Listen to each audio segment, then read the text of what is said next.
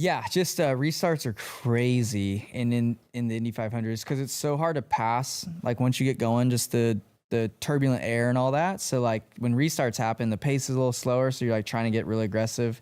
I got really aggressive and got like really close to somebody and got tight or understeer as they would call it. And then like when you get, I got out left and got a bunch of downforce back on my car. It like grabbed and spun and Kyle Larson was ready to make history. Two of the biggest races, one day, one driver. But what happened next left fans speechless and turned a dream weekend into a personal nightmare.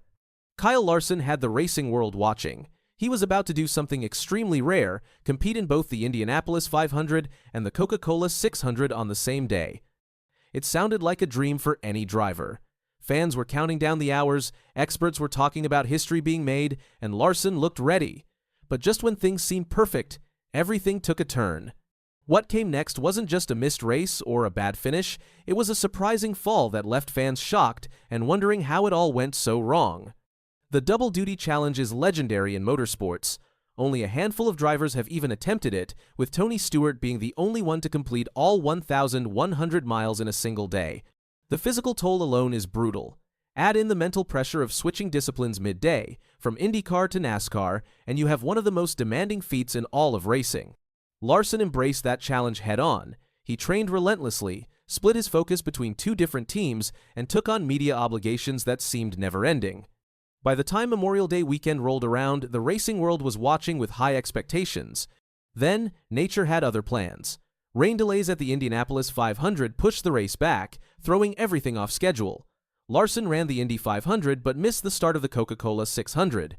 It was a crushing blow. He finished 18th at Indy and didn't even get to fully compete in the Charlotte race. Just like that, the dream collapsed. No records, no history. Just a lingering sense of disappointment. What made it worse was the emotional aftermath. In the days and weeks following the double duty, Larson began to feel something he hadn't felt in years: self-doubt. On Corey LaJoie's podcast, he confessed that the failure hit him hard.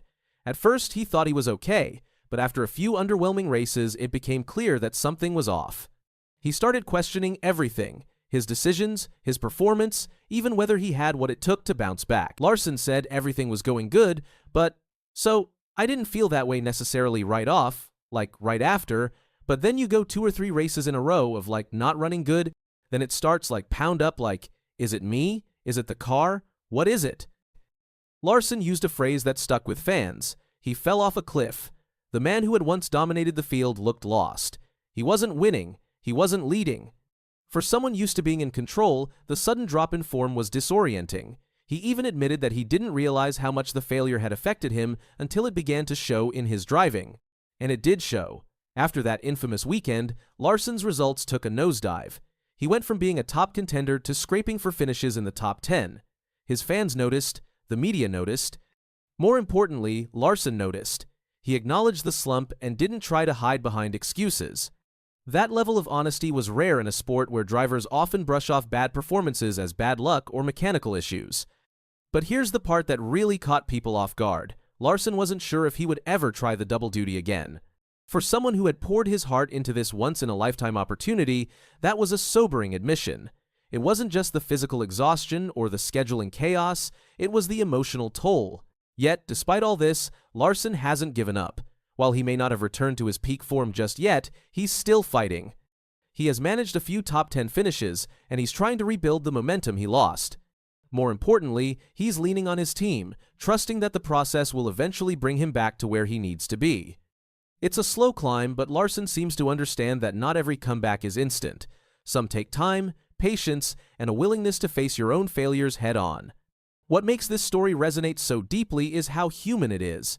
Fans are used to seeing drivers as almost robotic in their focus and toughness. But Larson peeled back the curtain and let everyone see the emotional cost of chasing something so massive. He didn't shy away from admitting that the experience left him shaken. That kind of vulnerability is rare in sports, especially in one as brutal and unforgiving as racing.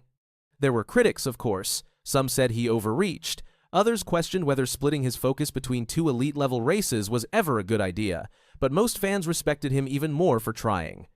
In a sport where playing it safe is often the norm, Larson went big. He took the risk, and even though it didn't pay off, he showed a level of ambition that few others would dare attempt. It's still unclear what the future holds. Larson hasn't committed to another double duty attempt, and after what happened, no one would blame him if he didn't. But if there's one thing this experience has proven, it's that Kyle Larson isn't just a great driver. He's a fighter. He's someone who owns his failures, learns from them, and keeps going even when the odds are against him. And that might be more powerful than any victory. Through it all, Larson's journey has become something much larger than just results on a scoreboard. It's turned into a real-time case study in pressure, ambition, and resilience. Every move he makes is dissected, not just by analysts, but by young drivers who look up to him. He's no longer just a racer. They see him as a symbol of what it means to risk everything for greatness and how to handle it when things go wrong. That kind of visibility comes with weight, but Larson seems to carry it without pretending to be perfect. He owns his struggles, and in doing so, gives permission for others to face theirs. One moment that stood out came during a later race when Larson finished just outside the top 5. For most drivers, that would be a strong day. But in his post-race interview, Larson didn't fake a smile or throw his team under the bus. He spoke plainly, said he was still finding his rhythm, and thanked his crew for sticking with him. It was a small moment, but it reminded everyone why fans respect him even in defeat. It's not just the talent, it's the honesty. In many ways, this chapter of Larson's career is still being written. The comeback isn't finished, the redemption arc hasn't hit its peak. But the fact that he's still out there, still grinding, still trying to find his rhythm, speaks volumes. It's not the kind of story that ends in one race or one season. It's the kind that lingers, that builds, that eventually turns into something unforgettable. Fans will remember the rain.